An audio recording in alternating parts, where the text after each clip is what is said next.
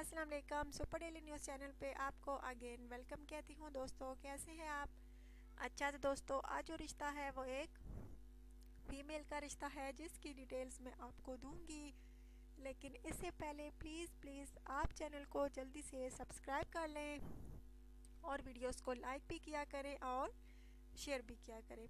अच्छा तो दोस्तों आज जो रिश्ता है वो एक फीमेल का रिश्ता है जिसका नाम राशिदा है। तालीम इसकी मैट्रिक है और बहुत अच्छी लड़की है। दोस्तों इसको ऐसे शोहर की तलाश है जो कि बुज़ुर्गों का एहतराम करने वाला हो और छोटों से शफकत से पेश आने वाला हो।